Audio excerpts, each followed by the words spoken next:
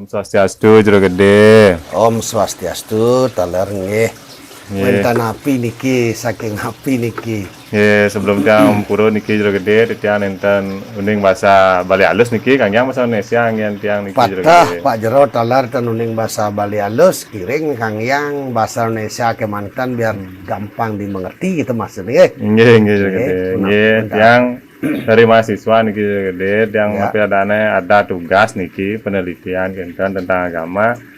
Nah, di sini dia ambil temanya tentang kamar suci. Nah, Nabi ini arti dari kamar suci nike Jero Gede. Wah, nggih. Nggih. Terima kasih kepada anak-anak yang datang. Nggih. Dengan pertanyaan yang sangat luar biasa, memberikan artinya waktu kepada Pak Jero untuk memberikan penjelasan. Nggih. Nggih. Tetapi Pak Jero juga tidak lupa bahwa ini adalah sesuai dengan pemahaman Pak Jero, dengan sudut pandangan Pak Jero ketika penjelasan Pak Jero nanti apa yang adik tanyakan.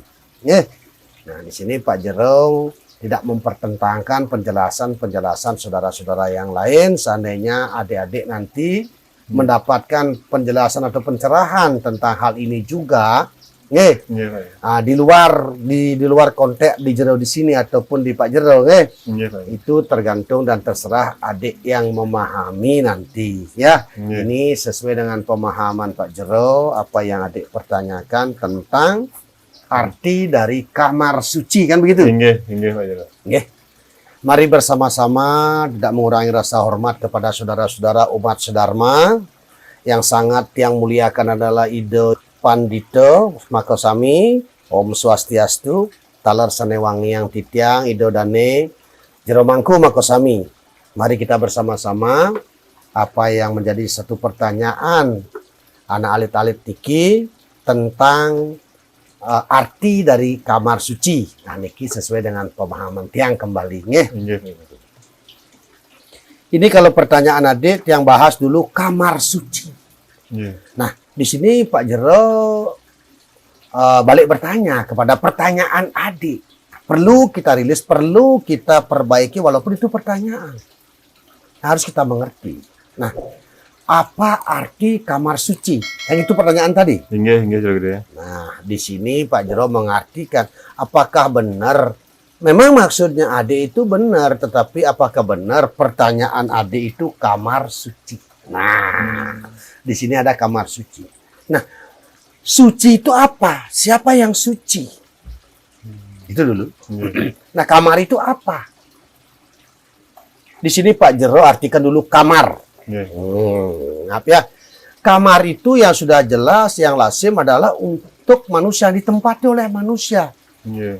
Ya, Ya. kamar manusia, untuk manusia, atau disebut dengan kamar tidur yang lazim disebut. Iya, Pak Jero. Ya kan? Ya. Nah, di sini kata-kata kamarnya itu diisi sambungannya adalah suci. Nah, apa itu suci? Suci itu adalah mewakili nama daripada Ido Sang Hyang Widiwaso dalam penyebutan Tuhan itu dalam agama Hindu. Tidak ada yang suci selain Tuhan itu sendiri. Ya, Pak Jero.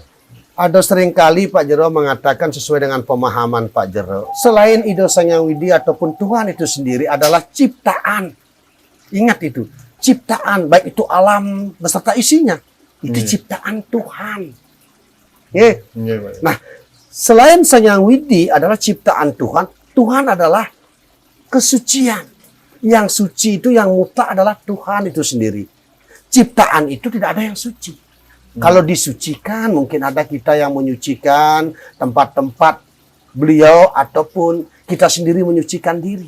Nah, tapi kalau diponis, kata suci itu adalah pengganti ataupun mewakili nama Tuhan itu sendiri, nama Ido Sang Hyang Widiwaso itu sendiri. Makanya disebut dengan kitab suci, maha suci. Nah, di sini kembali lagi contoh suci dulu sebelum Pak Jero menyimpulkan kamar suci itu. Pak Jero menanyakan balik apakah benar pertanyaan adik yang disebut dengan kamar suci, kan begitu. Nah, begini. Contoh yang suci itu adalah hanya Ido Sang Hyang Widiwaso dalam penyebutan agama Hindu, Tuhan itu. Ya, beliaulah yang maha suci. Sedangkan selain beliau adalah ciptaan, tidak ada yang suci di dunia ini. Yang disucikan ada. Tapi yang suci selain Tuhan tidak ada. Nah, contohnya ketika kita menyebut tempat suci. Tempat suci, tempat itu adalah wadah ataupun ruangan. Suci itu juga mewakili dari sebutan Tuhan itu sendiri.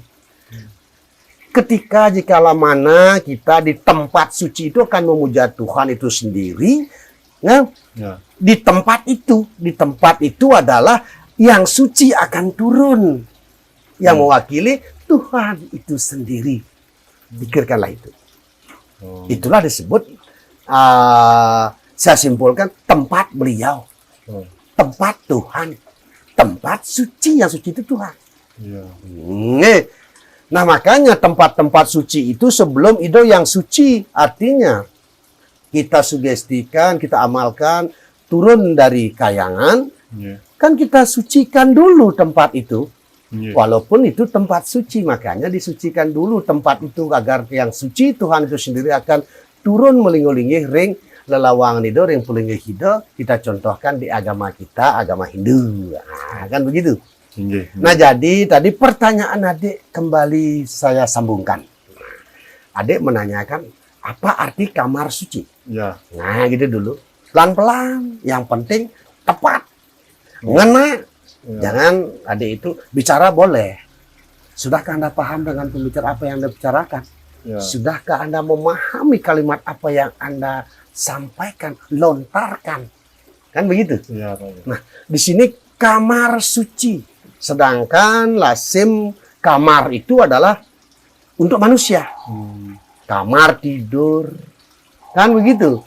Nah, adakah Anda menyebut ataupun anak-anak mendengar di sini adalah kamar Ido Sangyang Widi. Di sini di Puro niki, Meru Tumpan Telu niki kamar ini. Ada begitu? Tidak. Enggak. Sedangkan di sini suci itu bukan berarti bersih. Jangan salah begitu. Suci itu mewakili, ingat, Tuhan itu sendiri. Mewakili nama penyebutan Tuhan adalah suci. Layakkah kita bilang disebut kamar Tuhan itu? Tidak. Sama halnya adik itu menyebut, apa arti kamar Tuhan, Pak? Kan begitu. Ya, boleh kita istilahnya mengartikan, memahami itu sama, boleh. Tapi jangan lupa kita punya etika loh dalam berritual. Biar ngena aja, betul-betul ngena.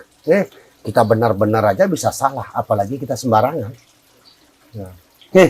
Itu pelan-pelan anak-anak, adik-adik ya. Bapak langsung menjelaskan dulu ya. Kalau menurut Bapak, adik bertanya itu kurang benar ya. Keliru menurut Bapak. Sedangkan kata kamar itu manusia. Ditempati oleh manusia. Dan sambungannya kamar itu suci ya. Suci itu adalah penyebutan Tuhan itu sendiri. Kenapa sih kamar itu untuk Tuhan? Kan tidak boleh. Kan tidak benar itu. Cara logika kita sambungkan ke etika. Nah, begitu ya. Di sini pertanyaan Adin, apa artinya kamar suci? Ya tidak bisa Bapak kasih tahu, karena kamar adalah manusia, yang suci itu tidak ada di dunia ini kecuali Tuhan itu sendiri. Tidak layak ataupun tidak pantas kita sebut kamar suci. Walaupun dalam sugestinya kita, umpamanya kita bersihkan, kita sucikan dalam bentuk istilahnya melaspas, mediksi mecaru, ya. Adik ya? Karena ini khusus untuk adik ini. Kita sucikan, kita caru, dua itu kita plaspas, kan begitu, melaspas, mecaru, sampun, medaging dasar, ulap-ulap, tapi patutnya berbentuk dia adalah bersih dan suci layak turun Ido Sangyang Widi di sana, kan begitu. Tapi penyebutan adik itu kurang pas. Penyebutannya seharusnya gedong suci. Biar tetap kita pakai etika dalam berritual. Seperti contohnya, beliau ada di mana-mana. Sekalipun di kamar mandi apapun, beliau meragu angin. Tapi Ido ada. Etikanya kita cocok nggak kita buat pelangkiran di kamar mandi atau di toilet? Tidak. Iya, makanya tetap dalam berritual jangan sampai lupa kita harus beretika. Sama halnya penyebutan adik tadi kamar suci. Kamar itu manusia ya. Berubah sekarang menjadi gedong suci. Biar layak gedong itu didekati oleh suci, itu adalah Tuhan itu sendiri. Apa ada maknanya gedong suci itu Gedong gede. Ya. Dan apa boleh semuanya harus bikin itu gedong suci itu. dalam umat Hindu. Ya, dalam umat Hindu. Terusnya, Begini nih. Kita artikan dulu gedong suci. Ya, ya. Di sini baru ya. Kita artikan sekarang kalimat yang sudah benar, suci itu direnteti dengan kata gedong. Itu Ya. pas ya. Gedong artinya menyimpulkan ruangan. Ya. Gedong adalah ruangan di ruang kehidupan. Di mana di sini di antara manusia Purusa Perdana yang ambil lanang istri ataupun ibu bapak. Di sini ada kehidupan di dalam perut ataupun ruangda itu sendiri, gedong itu ya adalah seorang ibu. Ada kehidupan di sana, hanya ibu yang melahirkan. Nah, pelan-pelan dengar dulu baik-baik ya. Belajar yang namanya filsafat agama itu harus pelan-pelan. Tidak boleh emosi, ambisi, apalagi sirik dan dengki. Saya yakinkan tidak akan bisa mencangkup dan tidak akan mampu untuk yang namanya mendapatkan pengetahuan filsafat agama itu sendiri. Ingat itu nak ya. Ya. Ini begini. Kemarin tadi saya bilang gedong itu adalah ruang dah. Ya gitu. Ya. Nah, sama halnya di dalam ruang dah itu kehidupan. Yang di sini yang ambil antara Purusa Perdana, bapak dan ibu, laki perempuan, di dalam perut siapakah ada kehidupan, ada kelahiran. Perut ibu. Ibu. Ingat gitu, oke? Ya. Makanya ketika Irago itu umpamanya ada satu kehamilan kan ada megedong-gedongan. Ya. Makanya Ya. lo mesti megedong-gedongan ketika baru hamil. Iya. Makanya gedong ibu. Kau melingi-lingi ido sang yang ayu mas rangdo ruang dah. Ruang itu sendiri ada kehidupan dan nyala unsur ibu. Nah di sini apa makna daripada gedong itu, gedong suci itu? Ya. Nah, suci sudahlah Tuhan. Gedong itu adalah kehidupan ruangda, Ya. ruangan itu sendiri. Nah, ruangan itu sendiri yang tadi sebutkan di antara Purusa Perdana yang punya gedong itu sendiri, menggedong-gedong adalah unsur ibu ataupun disebut seorang ibu. Nah, di sini seorang ibu suci Tuhan. Nah, kan begitu. Suci adalah Tuhan, gedong itu adalah perwakilan dari unsur ibu adalah perempuan. Nah, sekarang ada sucinya. Yang saya simpulkan di sini adalah wujud Tuhan sebagai ibu, yaitu disebut dengan muling-mulingi karyanang gedong suci. Nah, wujud Tuhan sebagai ibu, pencipta, pemelihara, dan pelebur. Ya. Karena unsur ibulah yang napak pertiwi. Contoh ketika kita bicara itu harus ada wujud nyatanya kalau yang sering dilakukan sehari-hari. Ya. Ingat gitu. Apapun yang Anda ucapkan, kalau tidak kelihatan, tetapi harus ada wujud nyata dalam sekalau, itulah kebenaran kalau menurut Pak Jero. Ya. Nah, di sini kenapa unsur ibu gedong suci adalah Tuhan dengan sifat ibu pencipta, pemelihara, dan pelebur. Soar kasar napak pertiwi. Kan begitu? Ya. Karena sambungan dia di sini. Coba ketedunan.